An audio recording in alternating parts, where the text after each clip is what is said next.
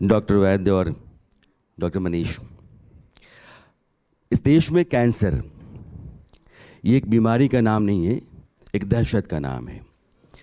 और मैंने कई मामलों में देखा है कि अगर यह बीमारी किसी के हिस्से आ गई है तो सिर्फ एक आदमी नहीं जूझता है, पूरा परिवार जूझता है, तबाह होता है, अपना सब कुछ बेच डालता है। नतीजे में उसको वही आखिरी चीज़ मिलती है जिसका डर लगातार बना रहता है, जिसके खिलाफ वो लगातार लड़ता रहता है। हिंदुस्तान दुनिया में कैंसर का एक बड़ा देश होता जा रहा है।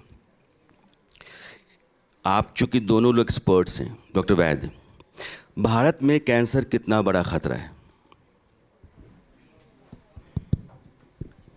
देखिए, सबसे पहले मैं धन्यवाद और आभार प्रकट करना चाहूँगा आप सबका कि हमें ये अवसर दिया गया और आपके सवाल पे सीधे आते हुए, कैंसर एक बहुत महत्वपूर्ण बीमारी है। आंकड़े कहते हैं कि भारतवर्ष में प्रतिवर्ष 15 लाख नए कैंसर केसेस डायग्नोज होंगे। बट सिर्फ नंबर की बात नहीं है। मुश्किल कहाँ है? मुश्किल है कि इसमें से स्टेज 3, स्टेज 4 के अंदर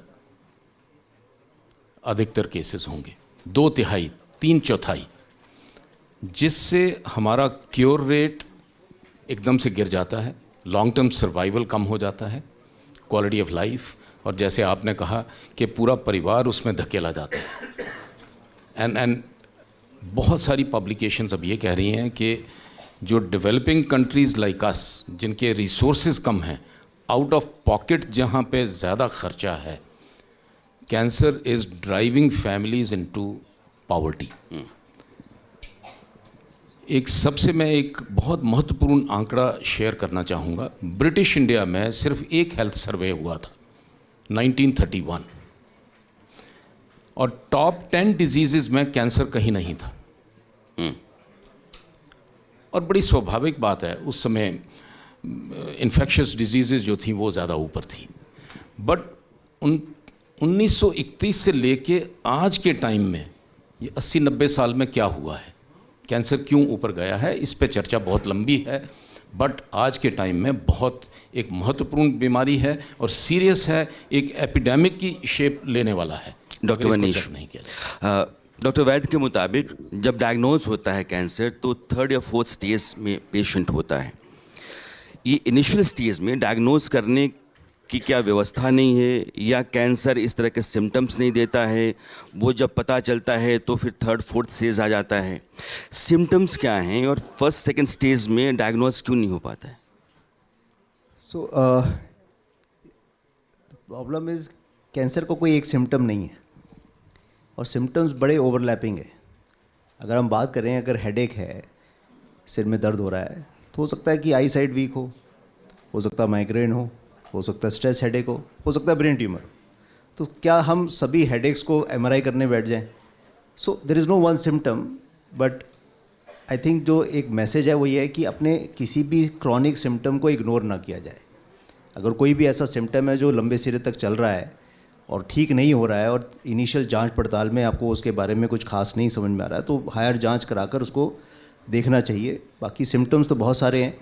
हो सकता है वॉइस चेंज हो रही हो सकता है कहीं गांठ निकल जाए, या वज़न कम होना शुरू हो जाए, या हल्का फुल्का बुखार रहना शुरू हो जाए, या बाउल हैबिट्स चेंज हो जाएं, कभी कब्ज़ हो जाए, कभी डायरिया हो जाता है, या वज़न कम होना शुरू हो जाता है बिना किसी कारण के, या फिर खांसी में ब्लड या कहीं से भी कुछ ब्लड आना, किसी भी बवासीर होना, या कोई भी इस तरह की कोई भी प्रॉब्लम होती है, तो ये कैंसर का लक्षण हो भी सकता है और नहीं भी हो सकता है। तो कोई एक सिम्टम नहीं है, बट कोई भी क्रॉनिक सिम्टम को इग्नोर ना करके उसकी प्रॉपर जांच पड़ताल होनी चाहिए। डॉक्टर वैद्य, आपने कहा कि साल में 15 लाख नए मामले कैंसर के आते हैं, और यही बहुत ही ख़तरनाक आंकड़ा है अगर ऐसा है तो।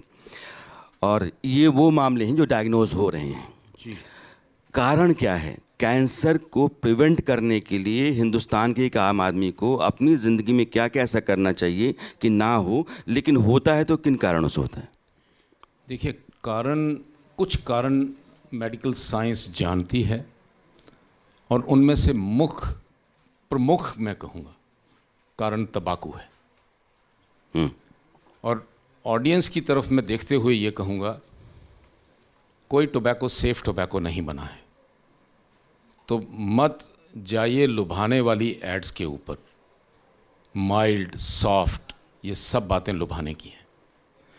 तंबाकू पिया जाए, चबाया जाए, जिस तरीके से मर्जी उसका सेवन किया जाए, वो हानिकारक है। 40% कैंसर्स तंबाकू से डायरेक्टली लिंक्ड हैं। और अगर मुझे सूची उसकी बतानी है तो 15 से 18 कैंसर्स हैं ह्यूमन बॉडी के अंदर जो तंबाकू से डायरेक्टली लिंक्ड हैं। Mouth, tongue, voice box, lung, food pipe, stomach, kidney, बहुत लंबी लिस्ट है। नंबर 1। नंबर 2, हमारा खान पान, रहन सहन, बॉडी वेट। 20% कैंसर्स जो हैं वो इनएक्टिविटी, वज़न का संतुलन नहीं रहना और खान पान में कहीं ना कहीं एक संतुलन का बिगड़ना जो है। सो 50 to 60% कैंसर्स प्रिवेंटेबल हैं। अच्छा, रही बात बाकी के 40%, उनमें कुछ कैंसर्स पारिवारिक एंगल रहता है और वो पारिवारिक एंगल बहुत बड़ा नहीं है, अप टू अबाउट 5-7%। सो हम ये समझते हैं कि 50-55% कैंसर्स जो हैं वो हम क्या खाते हैं, क्या जीवन शैली लीड करते हैं, उस पर निर्भर है। तो हमारे साथ डेफिनेटली प्रिवेंटेबल। जी, doctor Sushma Bhatnagar, chief BR institute, Rotary cancer hospital, AIIMS, आप जुड़ गई हैं, आपका स्वागत है। और doctor Ajay Kumar, BS Ajay Kumar, chairman SCG group of hospitals, आप दोनों मेहमानों का बहुत बहुत स्वागत है। कैंसर को लेकर के चर्चा कर रहे हैं। सुषमा जी, हमने कारण समझे, लेकिन एक बड़ी बात है, हिंदुस्तान गांव देहात में किसी को कैंसर हो जाए तो पहले तो पूरा परिवार सदमे में आ जाता है, उसके बाद वो इलाज के लिए जब बाहर निकलता है तो उसको इलाज का सही रास्ता मिलता नहीं है। डिस्ट्रिक्ट में या फिर उसके पास के बड़े शहर में नहीं होता है, फिर वो भागता है बड़े शहरों की तरफ और फिर एक अजीब से जाल में फंस जाता है जिसमें ना उसको समझ में आता है कि मेरा इलाज चल रहा है, ना परिवार को समझ में आता है कि जब पैसा खर्च हो रहा है तो सही जगह खर्च हो रहा है। रास्ता क्या है? एक आम आदमी जो आपको सुन रहा है उसके लिए रास्ता क्या है इलाज का? तो इसका thank you very much first of all ये अपॉर्चुनिटी देने के लिए, बिकॉज ये बहुत बड़ी अपॉर्चुनिटी है कि हम आपके माध्यम से लोगों को बता सकें कि कैंसर और डेथ को हमको सिनोनिमस नहीं मानना चाहिए। कैंसर और डेथ सिनोनिमस नहीं है। अब जो लोग गांवों में हैं या पेरिफेरी में हैं और उनको सबसे पहले हम लोगों ने बहुत सारे प्रोग्राम्स स्टार्ट किए हैं। नेशनल कैंसर इंस्टीट्यूट झज्जर और IRCS दोनों मिलकर काम करते हैं। हम लोग एम्स, हम लोगों ने बहुत सारे प्रोग्राम स्टार्ट किए हैं जिसमें हम टॉप टू बॉटम तक जा रहे हैं, जिसमें हम हर डिस्ट्रिक्ट हॉस्पिटल और पेरिफेरल हॉस्पिटल को पहली चीज जो है हम प्रिवेंशन और स्क्रीनिंग के बारे में बताने की कोशिश कर रहे हैं। और अगर अनफॉर्चुनेटली, दुर्भाग्यवश अगर उनको हो जाए तो उनको डिस्ट्रिक्ट हॉस्पिटल्स के डॉक्टर्स को हम वो चीज बताने की कोशिश कर रहे हैं कि कब इन पेशेंट्स को हायर सेंटर्स में भेजना है और कब वो खुद ट्रीटमेंट कर सकते हैं। फॉर एग्जाम्पल, अगर एक पेशेंट ऑलरेडी 3rd और 4th स्टेज में आ गया है और हमें लगता है कि डिस्ट्रिक्ट हॉस्पिटल का डॉक्टर जो है वो इतना एम्पावर्ड होना चाहिए कि उनको पता चल जाए, वो इस चीज को असेस कर सकें कि इस पेशेंट को आगे ऊपर भेजने से इस पेशेंट को कुछ फायदा होगा कि नहीं होगा। और अगर उनको फायदा होगा तो वो डेफिनेटली बड़े अस्पतालों में आएंगे। तो मैं पब्लिक को इस रूट में पब्लिक को बताना चाहती हूँ कि बहुत सारे हॉस्पिटल्स हैं जहाँ पे, जैसे अगर एम्स में अगर आप आते हैं तो यहाँ पे एक बहुत बढ़िया स्क्रीनिंग क्लिनिक है जिसमें हम डॉक्टर्स, मेडिकल, रेडिएशन, सर्जिकल और पैलेटिव मेडिसिन 4 डॉक्टर्स बैठ के हम डिसाइड करते हैं कि इस पेशेंट को कहाँ जाना चाहिए।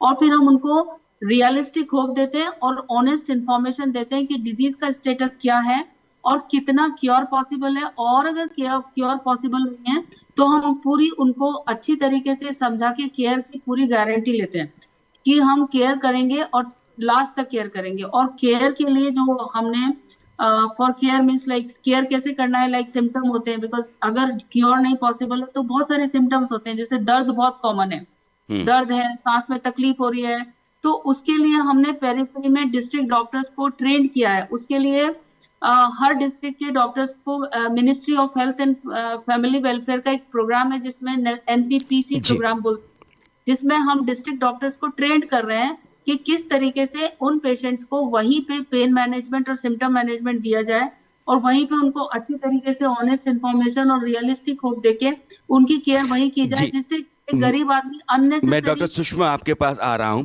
आपने जितनी बातें कही हैं उससे 2-3 बड़े सवाल पैदा होते हैं। डॉक्टर अजय कुमार, इस देश में 15 लाख नए केसेस आते हैं हर साल कैंसर के। डॉक्टर सुषमा कह रहे हैं कि आप एम्स तक आइए, तो एम्स में हमने स्क्रीनिंग का सिस्टम रखा है, डॉक्टर्स बैठ के एम्स में कितने लोग जाएंगे? क्या हमारे देश का जो हेल्थ सेक्टर है या पब्लिक सेक्टर हेल्थ का, वो इतना इक्विप्ड है कि कैंसर जैसी बीमारी से लड़ने में वो सक्षम है? तो धन्यवाद। सबसे पहले मैं बताना चाहूँगा, मैं डॉक्टर भरत गढ़वी हूँ, regional director HCG। Doctor BS Ajay Kumar board meeting की वजह से प्रेजेंट रह नहीं पाए हैं। अच्छा, आपका जो सवाल है बिल्कुल सही सवाल है, लेकिन जिस तरह से अभी जो प्रधानमंत्री जन आरोग्य सेवाएं शुरू की गई हैं, उससे कई छोटे शहरों तक हम ये कैंसर की डायग्नोसिस की सुविधा और ट्रीटमेंट की सुविधा ले पाए हैं। जैसे HCG है, तो HCG ने कई छोटे शहरों में भी रेडिएशन की फैसिलिटी उपलब्ध करवाई है। भावनगर, ओंगोल, हुबली, ये सब शहरों में भी डायग्नोसिस और ट्रीटमेंट हो रही है। तो पब्लिक सेक्टर की जितनी सुविधाएं उपलब्ध हैं उसको और प्राइवेट सेक्टर जहां पे भी ये PMJY का अवेलेबिलिटी है, ये अगर दोनों मिलाएं तो ये काफी वाइड रीच है और हम करीबन 80 से 90% दर्दियों के तक हम पहुंच पा रहे हैं। अगर अमेरिका, इंग्लैंड जैसे देशों को आप देखें, डेवलप्ड कंट्रीज़ हैं, वहाँ प्राइवेट पब्लिक पार्टनरशिप के ज़रिए इस तरह की बीमारियां जो बहुत ख़तरनाक हैं, एड्स है, कैंसर है, इसमें बहुत ज़्यादा कामयाबी हासिल हुई है। हिंदुस्तान में वो रास्ता क्यों नहीं चलता है? सो पब्लिक प्राइवेट पार्टनरशिप आप देखा जाए तो कई राज्यों में ये डॉक्टर जरूलिया, मैं आ रहा हूँ। डॉक्टर वैद से मेरा सवाल था। बहुत एक अहम मुद्दा है एंड पर्टिनेंट क्वेश्चन है। मुझे 5 सेकंड दीजिए पिछले मुद्दे पे जाने के लिए, बिकॉज काफ़ी सारी लेडीज़ यहाँ बैठी हैं। प्रिवेंशन में दी 3rd 4th जो चीज़ है वो है cervical cancer vaccine. 20% of the cervical cancer का जो बर्डन है वो इंडिया के अंदर है। We are almost like the capital of हर 5वां मरीज। यस। सो ये वैक्सीनेशन सक्षम है, सेफ है, इसको प्रैक्टिस करना चाहिए। अब आपके सवाल पे आऊँ कि प्राइवेट प्रैक्टिस जो पब्लिक पार्टनरशिप है, जितनी रिसर्च अगर आप 60s 60 70 80 के दशक की देखें तो वेस्टर्न वर्ल्ड में, अमेरिका में खासकर, नई दवाएं, नई जितनी ट्रीटमेंट्स बने हैं वो सब इस पार्टनरशिप के द्वारा ही आए हैं। यूनिवर्सिटी हॉस्पिटल्स और पब्लिक हॉस्पिटल्स, प्राइवेट हॉस्पिटल्स ने आपस में मिलकर दवाएं जो हैं, नई दवाएं बनाई और वो दवाएं जो हैं वो दुनिया में नए ट्रीटमेंट्स के रूप में आई हैं। सो इसी चीज़ को इंडिया के अंदर, भारत के अंदर हमें सुदृढ़ करना है। आई थिंक एक प्रैक्टिकल शेप देना है। 140 करोड़ लोगों के लिए हमें अपनी दवा चाहिए है। कब तक हम निर्भर करेंगे वेस्टर्न वर्ल्ड पे कि उनके पेटेंट्स एक्सपायर होंगे और हम अपनी दवाएं बनाना शुरू करेंगे? वो बहुत लंबा टाइम। डॉक्टर मनीष, ये बुनियादी सवाल है कि हम जिन देशों की दवाओं का इस्तेमाल करते हैं उनके पेटेंट के ख़त्म होने के बाद से फिर अपने लिए उनको, तब तक तो दौर आगे बढ़ जाता है, वो बहुत आगे निकल गए होते हैं। ये मुश्किल क्यों है? इसका सिंपल आंसर है कि research, basic research to advanced research. अभी तक हम जूझ रहे हैं कि किस तरह से हम अपने कैंसर रेट्स को कंट्रोल करें, किस तरह से लोगों को जागरूक करें, अवेयर करें। अभी हमारा ध्यान रिसर्च में उतना नहीं है जिस लेवल की रिसर्च वहाँ होती है, इसलिए we are dependent on them. जब वहाँ से मॉलिक्यूल आएगा तब हम यूज़ करेंगे। काफ़ी चीज़ें इंडिया, कोविड के टाइम पे हमें मालूम है कि India is the pharmacy of the world कहा जाता था, और वो बात बिल्कुल सही भी है। India is the first country to make generics of very difficult molecules. So why can't we make our own molecules? हम अपने मॉलिक्यूल्स बना सकते हैं। ऐसा नहीं कि हमारे पास टेक्नोलॉजी नहीं है या हम चाहते नहीं हैं। कोविड वैक्सीन भी हम ही लोगों ने बनाई। सब लोग सोचते थे कि कोवैक्सीन शायद हम नहीं बना पाएंगे, बट हमने कोवैक्सीन बनाई। सो सब कुछ है, बट आई थिंक फोकस नहीं है। So we have to have focus on our doctor capability. Sushma Bhatnagar, इस बातचीत से मुझे एक बात समझ में आती है कि हिंदुस्तान में कैंसर के इलाज के लिए जो मोटा खर्चा आता है उसका कारण ये है कि हम विदेशी दवाओं पर निर्भर हैं।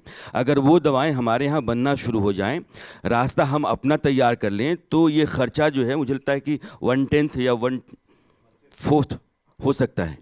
दवाओं के तो साथ फिर हिंदुस्तान जब हम सूरज पे अभियान भेज सकते हैं, चांद पर भेज सकते हैं, आईसीबीएम बना सकते हैं, हम कोविड का वैक्सीन बना सकते हैं, तो फिर हम कैंसर के लिए अपनी दवाएं क्यों नहीं बना सकते?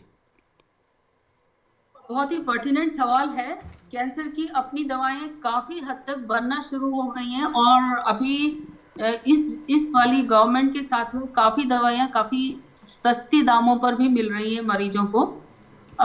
तो काफी तो दवाइयां बनने लगी हैं, लेकिन काफी दवाइयों का जो है हम लोगों को वेट करना पड़ता है कि उनका पेटेंट एक्सपायर हो। उसका एक कारण है कि अल्टीमेटली जो रिसर्च है वो सारे ज्यादातर हिंदुस्तानी है वहां पर, बट हमारे हिंदुस्तान में जो रिसर्च होती है, जैसे आईआईटी रिसर्च कर रहा है, एम्स रिसर्च कर रहा है, उसकी जो प्राइवेट के साथ पार्टनरशिप है उसका कोई भी कोई प्रॉपर प्रोटोकॉल नहीं है। और मोस्ट ऑफ द टाइम जो रिसर्च होती है वो केवल वहीं तक रह जाती है। जैसे मैं आईआईटी का जानती हूँ, एम्स और आईआईटी बहुत सारी चीजें बनाते हैं, लेकिन तो कोई टेकर नहीं है। कोई भी प्राइवेट कंपनी के साथ इतने सारे रेगुलेशंस हैं जिसको एक्चुअली में ना तो एम्स का प्रोफेसर करना चाहेगा ना आईआईटी का प्रोफेसर करना चाहेगा। सो पब्लिक प्राइवेट पार्टनरशिप को हमको एक इजी मोड देना पड़ेगा, इजी तरीका देना पड़ेगा कि जैसे ही हमारा कुछ नया मॉलिक्यूल बनाया हमने या नया गैजेट बनाया फॉर पेशेंट के लिए, उसी समय हम किसी भी प्राइवेट कंपनी को हम उसको दें और या उसको ऑप्शन दें कि भाई कोई आगे आके इसको लेना चाहे, और अगर लेना चाहने वाली जो सुविधा है उसको थोड़ा सिंपल करें, बिकॉज उससे बहुत प्रॉब्लम हो रही है कि हमारी पब्लिक प्राइवेट पार्टनरशिप जो है वो बहुत पुअर है और उसके कारण हम लोग आगे नहीं बढ़ पा रहे। अल्टीमेटली हिंदुस्तान के ही साइंटिस्ट हैं जो वहां पर काम कर रहे हैं और ज्यादातर और डॉक्टर सुषमा भटनागर जो कह रही हैं ये अपने आप में परेशान करने वाली बात है कि अमेरिका और दूसरे देशों में जो रिसर्च इनोवेशंस होते हैं, जो दवाएं बनती हैं, वो बनाने वाले हिंदुस्तान के लोग हैं, वो सारे ब्रेन्स हैं। हम अपना नहीं बना पाते हैं। हमारे यहाँ इस तरह से अलगाव है कि पब्लिक और प्राइवेट या दोनों दो अलग अलग ढांचे में। आप कह रहे हैं कि एक मॉलिक्यूल अगर बना लिया पब्लिक सेक्टर ने तो उसको फिर प्राइवेट सेक्टर को देने के लिए इंतज़ाम नहीं है। तो ये ऐसी व्यवस्था सरकार को तो समझ में आती होगी ना कि ये सारी चीज़ें की जानी चाहिए। ये बाधाएं कोई बहुत बड़ी बाधाएं नहीं हैं, थोड़ा सा पॉलिसी ट्विकिंग है, थोड़ी सी लेटरल थिंकिंग। मुल्क को तो नुकसान है इससे ना, तो कोई लेटरल थिंकिंग है थोड़ी सी। आई थिंक इस चीज़ को आगे बहुत आसानी से लिया जा सकता है और ये पार्टनरशिप यदि होगी तो best of the brains will come together. और मैं नहीं समझता कि वेस्टर्न वर्ल्ड अगर वो कर सकते हैं तो हम क्यों नहीं कर सकते। हम चांद पे पहुंच गए, हम कोई मेडिकल इक्विपमेंट इस देश में नहीं बना रहे हैं। अब रिसेंटली हमने रोबोट बनाया है, रोबोटिक सर्जरी के लिए बनाया है। वो एक उदाहरण है कि अगर वो बन सकता है तो कोई भी चीज़ बन सकती है। डॉक्टर भरत जोहलिया, हम इक्विपमेंट नहीं बना रहे हैं, हम दवाएं नहीं बना रहे हैं, रिसर्च इनोवेशन नहीं कर रहे हैं, हमारे पास हॉस्पिटल्स प्रॉपर्ली इक्विप्ड नहीं हैं, तो हिंदुस्तान कैंसर से लड़ने में कितना मजबूत है? क्या लगता है आपको? मैं ये बात से सहमत नहीं हूँ कि हमारे पास हॉस्पिटल इक्विप्ड नहीं है। हॉस्पिटल्स काफ़ी हैं और कैंसर स्पेसिफिक चेन्स भी काफ़ी हॉस्पिटल्स ला रही है। कुछ इक्विपमेंट अपने यहाँ बनने लगे हैं, जो पहले जैसे सीटी स्कैन वगैरह नहीं बन रहा था, वो बनने लगा है। सरकार कुछ थोड़ी और कोशिश करे और उसमें भी परफॉर्मेंस लिंक्ड इंसेंटिव्स वगैरह दें तो काफ़ी मेडिकल इक्विपमेंट्स यहाँ बन सकते हैं और बन रहे हैं। आज से 10 साल 15 साल पहले सिनेरियो कुछ और था, बट अभी इक्विपमेंट्स बनने लगे हैं। हाँ, ये बात सही है कि रिसर्च, जो ड्रग रिसर्च, मेडिकल रिसर्च वगैरह, मेडिसिन की रिसर्च होनी चाहिए, उसकी इकोसिस्टम अभी भी डेवलप नहीं हुई, तो वो तो बुनियादी ढांचा अपने को लगाना पड़ेगा। मेडिकल कॉलेजेस से ही शुरुआत करनी पड़ेगी और ये नहीं होना चाहिए कि कुछ इंस्टीट्यूशंस ही रिसर्च करें और उसके रिसर्च भी ओवरऑल कमर्शियलाइज ना हो पाए। जैसे एम्स वगैरह रिसर्च करते हैं, लेकिन इतना कॉमर्शलाइजेशन नहीं हो रहा है उन रिसर्च प्रोडक्ट्स ये का। एक संकट है ना।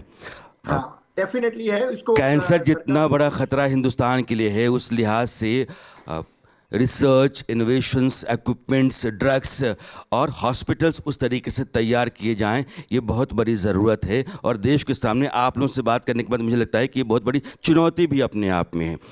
सरकार की तरफ से इधर ध्यान देने की बहुत ज़रूरत मुझे लगता है कि है। आप चारों डॉक्टर्स आए, आप जुड़े और आपने इतनी इंपॉर्टेंट बातें साझा की। आप चारों का बहुत बहुत शुक्रिया। धन्यवाद।